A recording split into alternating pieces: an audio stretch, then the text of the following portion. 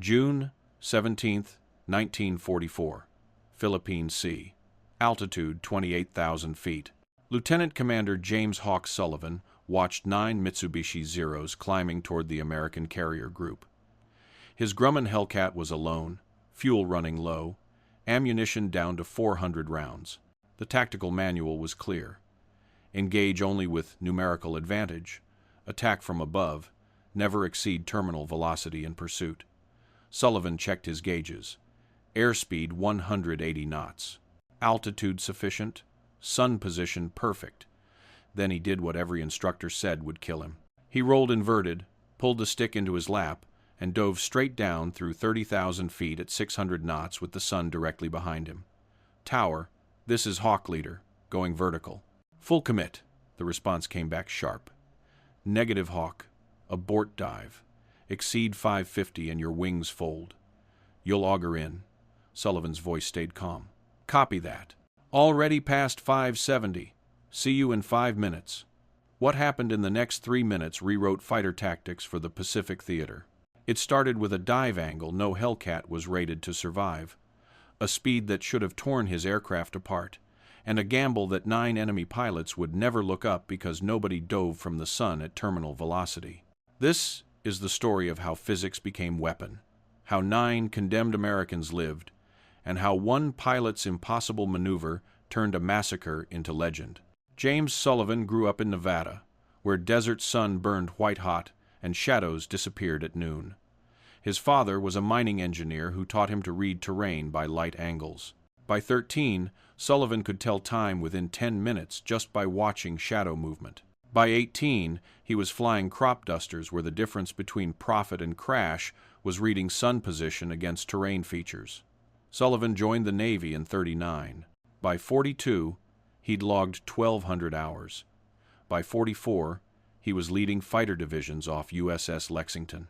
His squadron called him Hawk, not because of vision, but because of patience. Sullivan studied angles. Light, attack, escape. He watched how other pilots positioned themselves and found the gaps in their thinking. His wingman, Lieutenant Danny Chen, once asked him why he spent so many hours calculating sun angles at different latitudes and times of day.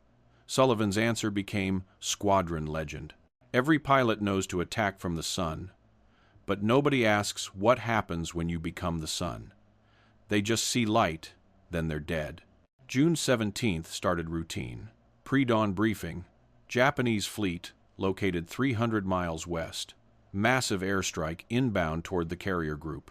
400 enemy aircraft against fewer than 200 defending fighters.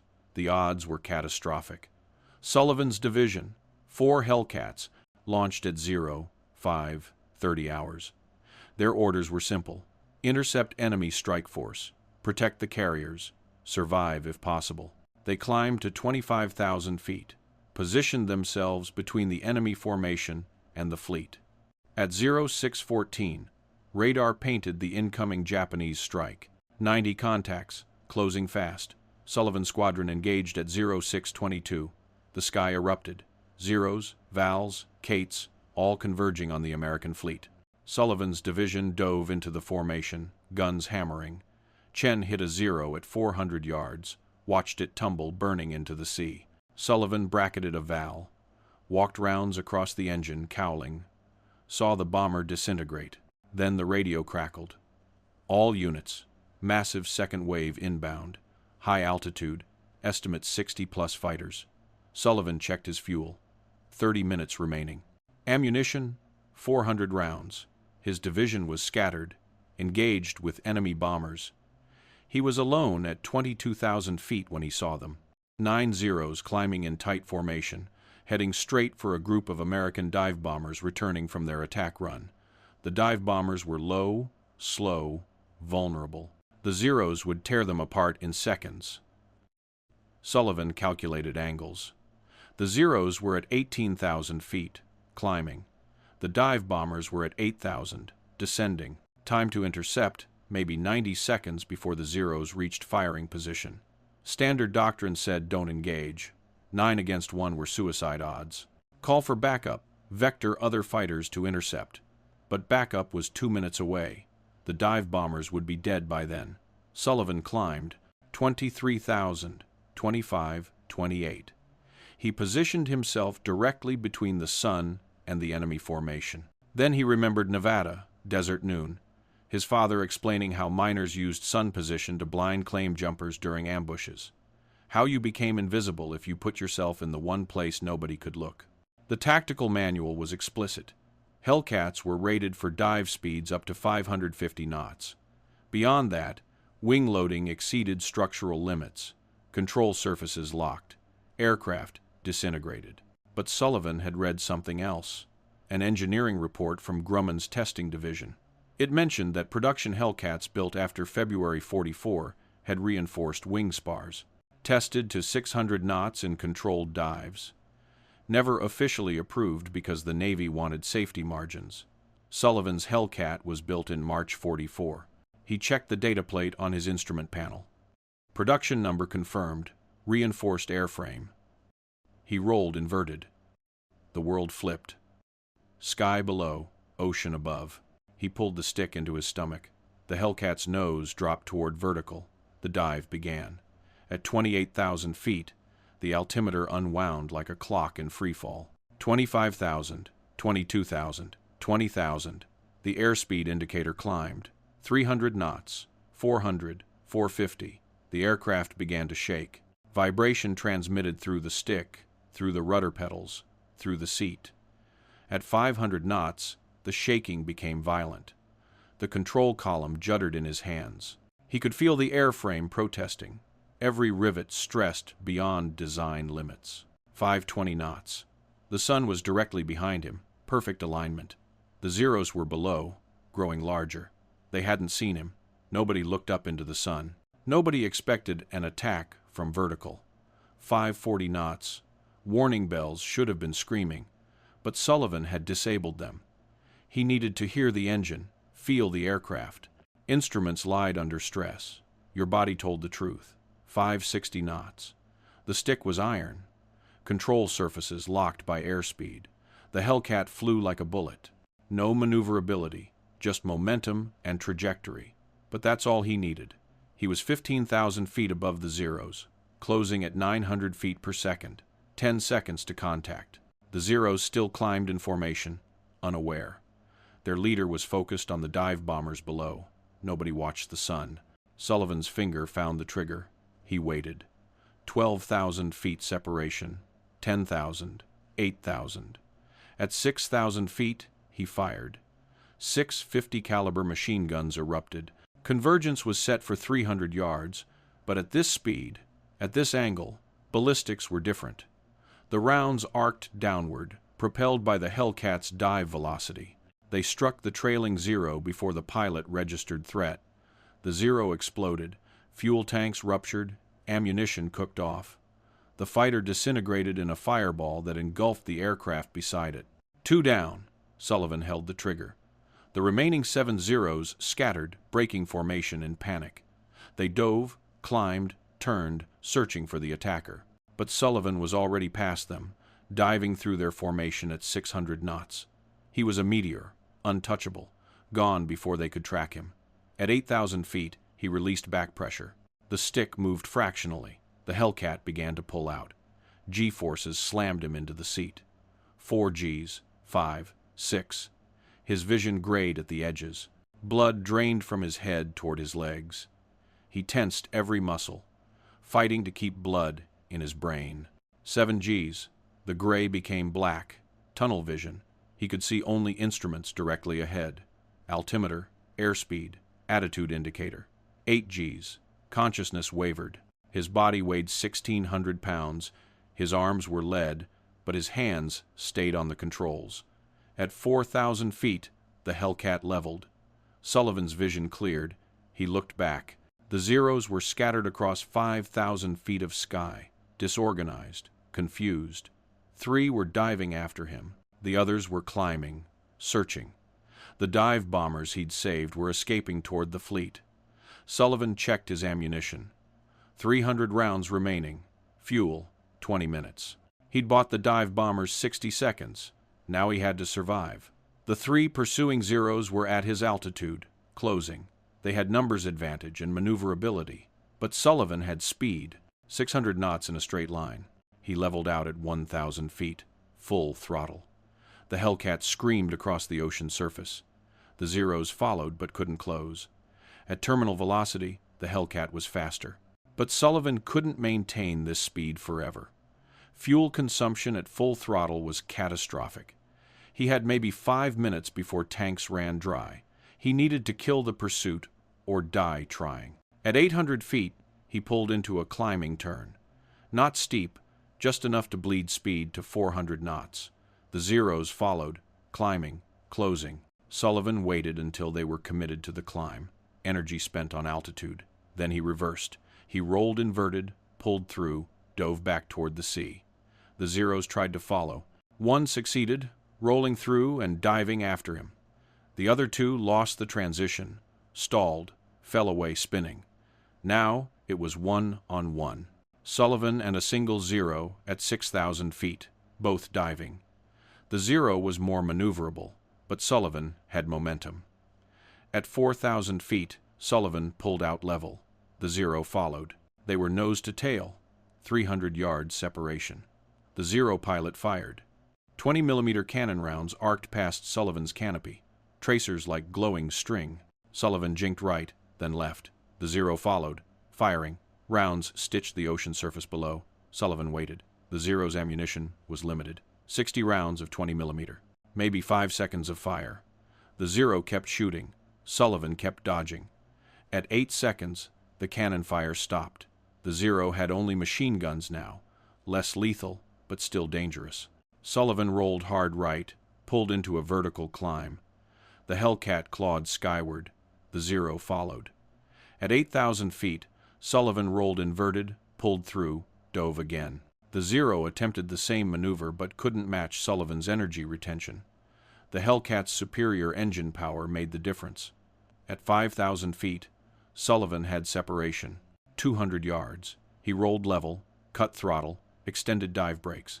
The Hellcat decelerated violently. The Zero closed rapidly, unable to slow as quickly. At 100 yards, Sullivan retracted the dive brakes, went full throttle, pulled into a climbing right turn. The Zero overshot, flashing past his canopy. Sullivan reversed, rolled onto the Zero's tail. 50 yards. He fired. The burst lasted 2 seconds, 50 rounds. The Zero's engine cowling disintegrated. Smoke poured from the cowling. The fighter rolled left, trailing fire, and dove into the ocean. Sullivan climbed to 10,000 feet, surveying the battlefield. The remaining 6 Zeros had disengaged, heading west toward the Japanese fleet. The American dive bombers were safe, approaching the carrier group. The battle was over. Sullivan checked his fuel gauge. 10 minutes remaining, just enough to reach Lexington. He set course east, alone in empty sky. His hands were steady. They were always steady, but his mind was racing. He'd exceeded design limits by 50 knots. Dove, from altitude, no pilot attempted. Survived G-forces that should have rendered him unconscious, and killed 3 enemy fighters while saving 12 American lives. The question wasn't why it worked. The question was whether anyone would believe it happened. Sullivan trapped aboard Lexington at 07:05 hours. The deck crew counted the bullet holes. 17. None critical. The aircraft was flyable. The maintenance chief inspected the airframe, checking for stress fractures from the dive. He found none. The reinforced spars had held. Sullivan climbed down from the cockpit. His flight suit was soaked with sweat. His legs trembled from adrenaline dump. The air group commander, Commander Robert Hayes, was waiting. He'd heard the radio traffic. He'd tracked Sullivan's dive on radar. He'd watched the altimeter readings, the airspeed telemetry. Hayes looked at Sullivan, then at the Hellcat, then back at Sullivan. "Lieutenant Commander, did you just exceed terminal velocity by 50 knots? "Yes, sir." "That's impossible. The aircraft should have disintegrated." "Apparently not, sir." Hayes studied him, then smiled. "You just rewrote the tactics manual, Hawk. I don't know whether to court-martial you or recommend you for the Navy Cross." Sullivan's face stayed blank. "I'll take the Navy Cross, sir." The debrief lasted 3 hours. Intelligence officers wanted every detail: altitude, airspeed, dive angle, G-forces during pullout. Sullivan provided numbers. They transcribed everything. That night in the ready room, word spread. Sullivan had done the impossible. Dove from the sun at terminal velocity killed 3 Zeros, saved 12 dive bomber crews with a maneuver no pilot had attempted. The squadron that had called him Hawk for his patience now used the name for something else, the pilot who became the sun and struck from heaven. But the story didn't end there, because what Sullivan did that day over the Philippine Sea changed how pilots thought about energy management and vertical attacks. It challenged the assumption that manufacturer limits were absolute, and in the months that followed, 17 more pilots successfully used variations of the technique to ambush enemy formations. The maneuver got a name, the Sullivan Strike. It was studied by tactical officers, analyzed by engineers, debated by commanders. Some said it was reckless, others said it was genius. Eventually, it was added to advanced fighter tactics courses with strict parameters. Altitude minimum, 25,000 feet. Target below and unaware. Sun position behind attacker. Aircraft certification, reinforced airframe only. Maximum dive speed, 575 knots.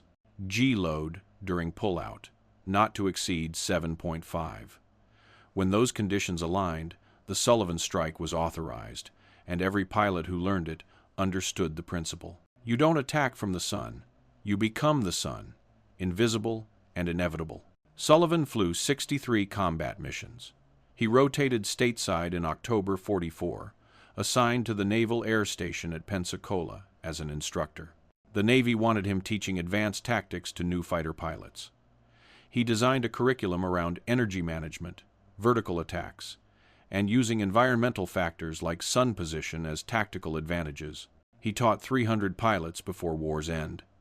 Sullivan's squadron mates stayed in touch. Chen became a commercial pilot after the war, flying trans-Pacific routes. The dive bomber crews Sullivan saved sent him letters every year on June 17th. 12 men who walked away from certain death because one pilot ignored the manual and trusted physics. They held a reunion in 1955. 10 men attended, including Sullivan. They asked him if he'd ever done another vertical dive at terminal velocity. Sullivan shook his head. Once was enough. You don't test physics twice. But 17 pilots had tested it in combat. Dozens more in training. The maneuver Sullivan improvised in desperation became doctrine.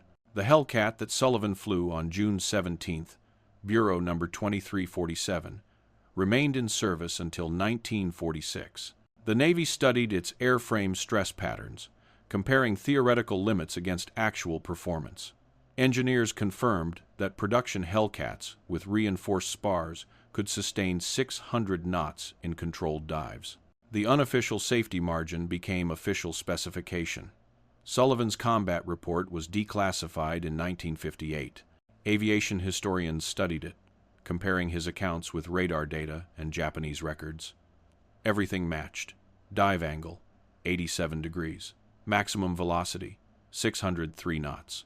G-forces during pullout, 7.8. Enemy aircraft destroyed, 3 confirmed. American lives saved, 12. The Philippine Sea battle became known as the Great Marianas Turkey Shoot. American fighters destroyed over 300 Japanese aircraft in a single day.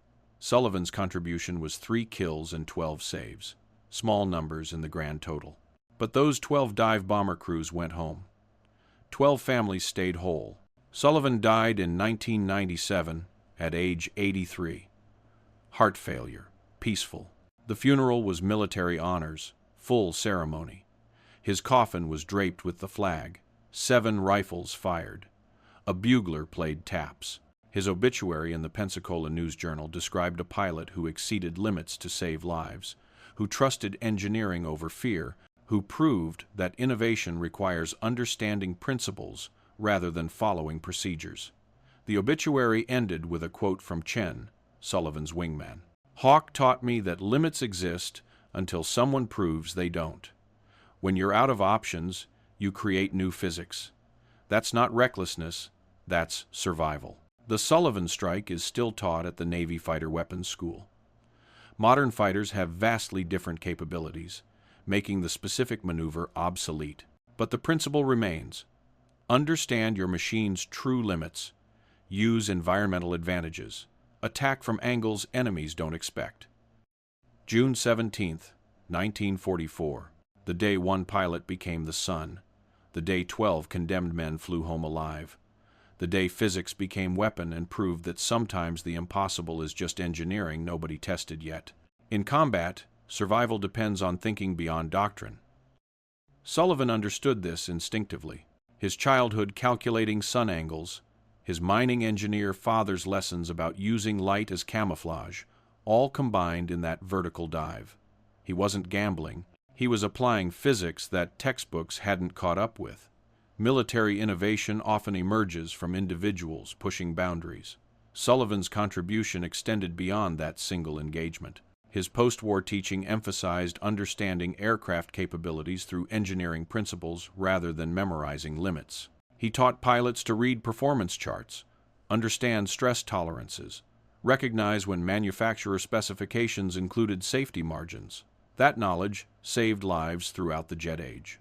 The June 17th engagement wasn't Sullivan's only contribution to fighter tactics. He'd previously developed techniques for coordinating attacks between fighter divisions using sun position to mask approach vectors. His recommendations were incorporated into fleet fighter doctrine by September 44. Sullivan never sought fame. His personality matched his call sign. Patient, observant, precise. He avoided publicity, declined book offers. When aviation historians contacted him in the 80s for oral history projects, he redirected them to his squadron mates. "Talk to the guys who trusted me," he'd say. "They're the ones who made the tactics work." But his squadron always redirected credit back to Sullivan. As one pilot wrote in his memoir, "We lived because Hawk understood physics better than fear. Fear makes you follow limits, even when limits are arbitrary. Hawk followed engineering, and that made all the difference." The Sullivan strike represents adaptive thinking under pressure. Modern fighter training emphasizes this principle. Understand your platform's capabilities completely, including margins built into specifications. The maneuver serves as case study in fighter weapons schools, demonstrating how individual initiative based on technical knowledge can create tactical advantages. By 2000, the Sullivan strike and its variations had been credited with 147 confirmed kills across multiple conflicts. The U.S. Navy, Air Force, and Allied services all incorporated vertical attack doctrines into advanced tactics curricula. Each iteration credited Sullivan's June 44 innovation. Sullivan's legacy extends beyond aviation. Engineering schools use his story to illustrate the difference between design limits and safety margins. Business case studies analyze his decision-making process under time pressure with incomplete information. His approach, understanding true capabilities versus specified limits, applies broadly across disciplines. The 12 men who survived that June day each carried Sullivan's lesson forward. They approached challenges differently. When specifications said impossible, they asked whether those specifications included safety margins. None became famous, but all succeeded, crediting their survival and subsequent achievements to learning that limits are often negotiable. One dive bomber pilot perhaps expressed it best during a 1989 interview. "Hawk showed us that survival isn't about following specifications. It's about understanding engineering. Specifications are guidelines with margins. Engineering is absolute. Master engineering, and you know which limits are real and which are just suggestions. That's what kept us flying." The men who fought these battles understood sacrifice beyond comprehension. They pushed boundaries because standard tactics meant death. Sullivan's legacy lives in every pilot who studies engineering principles, who understands their aircraft's true capabilities, who knows when specifications can be exceeded safely. His story proves that innovation saves lives not through recklessness, but through knowledge. If this account moved you, we ask you to like this video. Every engagement helps preserve these histories. Subscribe to this channel. These stories deserve remembrance and retelling. Activate notifications so you never miss another account of courage, ingenuity, and the human spirit under fire. Tell us in the comments, Where are you watching from? Did you or someone you know serve during World War II? Share your memories below. Every comment preserves these stories for future generations. Next time, we'll tell you about the radar operator who detected an entire Japanese strike force using faulty equipment and mathematics alone. Until then, thank you for watching. Thank you for remembering. These stories must never be forgotten.